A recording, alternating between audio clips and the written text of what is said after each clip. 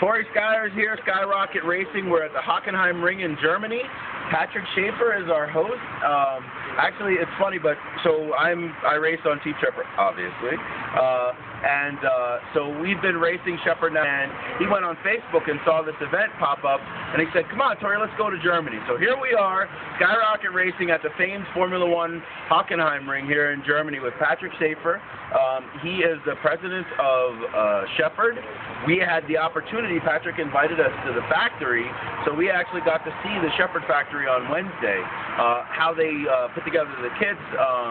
Armin, the mechanic, he showed us around the back room in the factory. We have a lot of pictures that we're going to be posting online in a few days.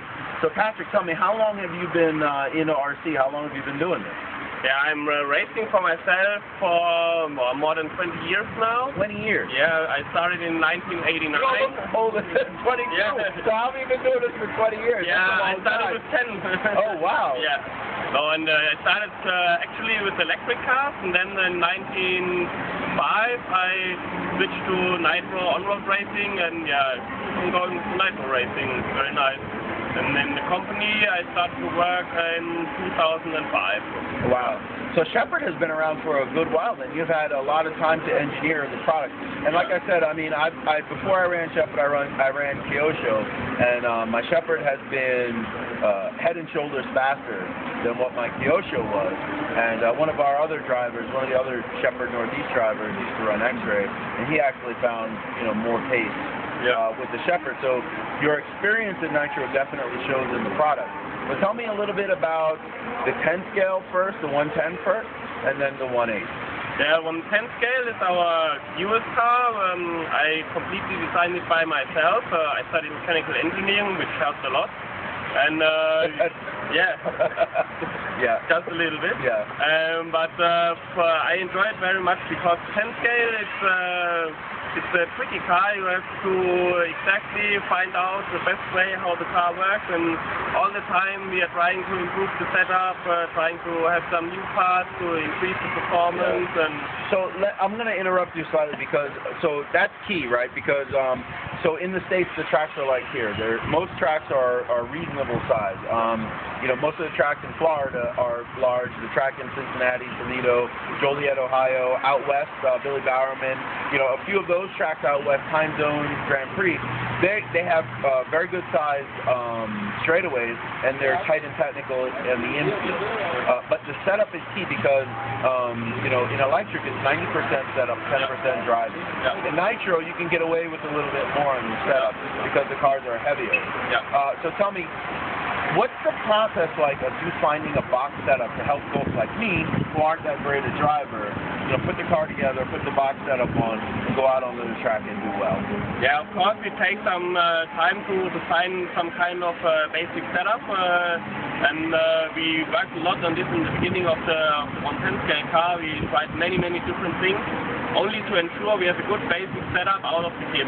Yeah. And with the setup in the kit, nearly everybody can drive on the track. Yeah. Of course, I'm testament to that. Yeah. No, of course you have to work a little bit to improve the setup or to adjust the car to the specific track. But with the base setup starting, it's always a good idea, and it takes a lot of time. We gave the first prototype cars to fast drivers, but also to medium and slow drivers, so they can give us some feedback how the car is on the track. Well, that's outstanding, and that's great to know. It makes me a little bit more comfortable because, like I said, the sweet spot on the car is wide. I mean, I can go out with just about doing anything to the car, ridiculous things to the car, and still go out and race. Granted, I'm not fast, and then I come back and make small changes, and I get faster and faster, which improves my confidence, which is most important when you're running nitro. You have to be confident. Yeah. So, talk a little bit about the current 1.8 car. Yeah, 1.8 car is a little bit older. We made in 2011. We made a new conversion kit with lay-down servos and new rear anti-roll bar, and the performance is really good. I think. For the beginners, it's even better than our 110 scale car because the basic setup is really safe to drive. And of course, we also think about some new parts. lately we introduced a new wire anti-roll bar for the front, which gives a lot of more steering on particular tracks. And is the wire, so the U-shaped wire, like hardened steel wire, yeah, and that's more consistent. Yeah. Because you don't have to worry about the blades. Yeah, you don't have to worry about the blades, and also the blades sometimes they bend easily if you don't have them with the wire, because you have a much longer arm, right, and it flexes much more, and you have better steering, but the car doesn't roll that much. Okay. It's a really good feeling. So, you know, speaking of which, let's talk a little bit about the new conversion kit for the wire. It pushes the wire behind the rear shock tower on the 110 car. I forgot to ask you about that. One of the guys back in Delaware said, make sure you ask Patric why this is, and give some points as to why it's better. We also want to have a ball race anti-roll bar in the rear for the 110 scale, and yeah, we tried some different solutions to fit it in the car, but behind the shocks was the best plate, and we feel that on throttle you have more traction with the new anti-roll bar. It's just a little bit better out of the corner. Outstanding, outstanding. So, what's next? What are you working on now? We were at the factory, and I did see that you were working on a new chassis to move the I don't know if I'm supposed to let this out yet, but we're on camera. So, you know, the battery's still out, 5 cells instead of the sidecar 4-cell setup. And there are other things that I saw at the factory working on. So, obviously, you guys are always pushing the envelope forward. So talk a little bit about what's next. Of course, you always have to make sure that the cars are up to date, that you have the latest technologies inside. And at the moment, I'm designing a new chassis plate, what you mentioned. So there's a 5-cell great battery under the fuel tank. It's not easy because the space is very limited in the 110 scale car. Sometimes it makes me really crazy. Yeah. But at the moment, I'm working on this. It's my main project. We try to have some prototypes ready, maybe in 2 weeks. So we can check if everything fits, and then for sure soon we have some track tests. Gotcha. So Melanie and Greg Esser down in Florida are Schafer, USA. So if you're in the States, go to, I think it's Nuggets Ranch Racing, or go to my Facebook page on Skyrocket Racing and click the Nuggets Ranch link. Shoot them an email for these parts that Patric is talking about. There are U.S. distributors. You also have distributors. They do a great job. Yes. So a fantastic job. I love those two. So you also have distributors in South America, right?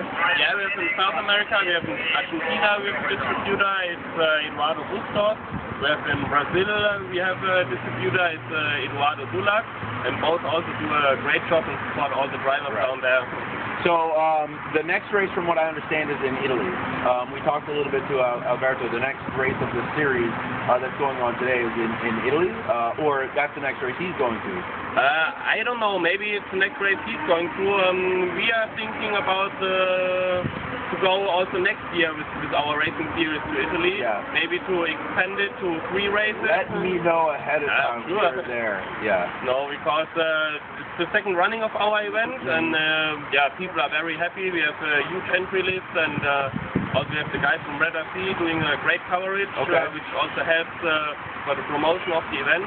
And our plans are to work together with some other people to create a nitro racing series similar to the ETS, for example. That's right, because the ETS draws hundreds of people. Yeah, it's ETS amazing. is always packed, so if we have a nitro race that's similar to that, that would be fantastic.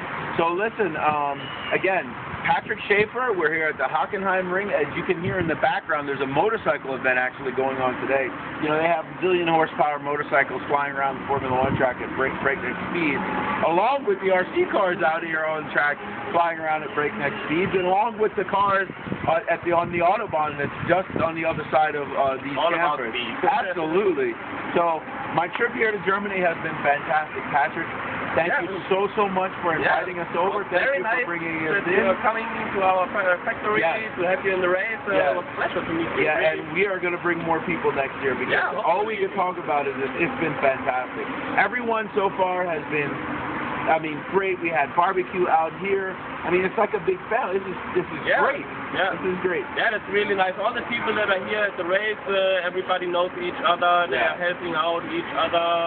Of course, the teams are also fighting on the track. Right, but, but in the pit it's different. Yeah, exactly. Really exactly. nice. Yeah. Listen, Patric Schafer, Team Schafer.